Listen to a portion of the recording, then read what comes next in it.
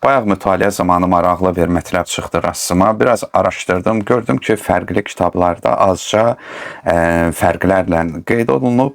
İndi əsas müştərək xüsusiyyətini sizin üçün danışmaq istəyərdim. Deməli, bir çöl, səhra adamlarından, bədəvlərdən biri Mədinəyə gəlir, küçə gezir və insanlardan soruşur ki, buranın ən alicənab, cömərd, səxavətli kəsi kimdir? Həmin adamı İmam Hüseyn əleyhissalamın yanına göndərdilər. Həmin bu bədəvi kəs gəldi, qapının yanında dayandı və bir şeir oxudu ki, məzmunu şeirin belədir. Sənə ümid bağlayan və qapının halqasını döyən kəs indi məhrum olmaz. Sən səxavətlisən və sənə etimad edilir. Bu əsnada İmam Hüseyn əleyhissalam namaz qılırdı ki, namazını bitirdi və qəmbərə dedi. Hicaz malından bir şey qalıbmı? Qəmbər də dedi ki, hə, filan qədər pul qalıb.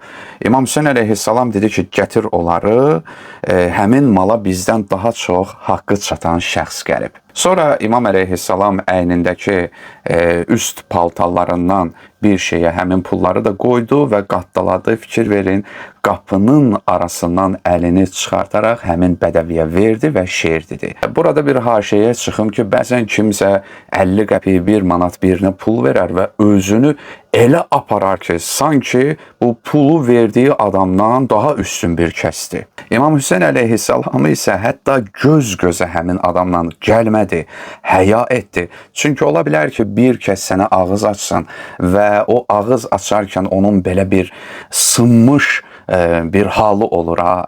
Qoy o hala düşməsin deyə həmin o qapının arasına əlini çıxartdı, həmin o əmanəti vəsaitlə birlikdə həmin bədəviyə verdi və şeir dedi. Məzmunu şeirin belədir ki, bunları götür, həqiqətən mən səndən üzr istəyirəm, subhanallah. Həm sən həmin adama kömək edəsən, həm də üzr istəyəsən və bil ki, mən sənə qarşı şəfqətliyəm. Əgər bu səhər gedişatımızda bir əsa olsaydı, yəni əgər qüdrət və imkan bugün bizim əlimizdə olsaydı, səmamız sənin üzərinə sel kimi yağardı.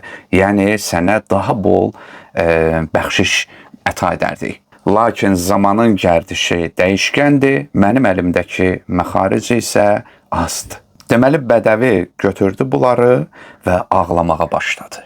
İmam soruşdu ki, yoxsa sənə verdiyimizi az hesab etmisən? Ərəb isə dedi ki, lə və ləkin keyfə yəkulut turabu cudək. Yox, ağlamağımın səbəbi budur ki, sənin bu səxavətini qara torpaq necə yiyəcək?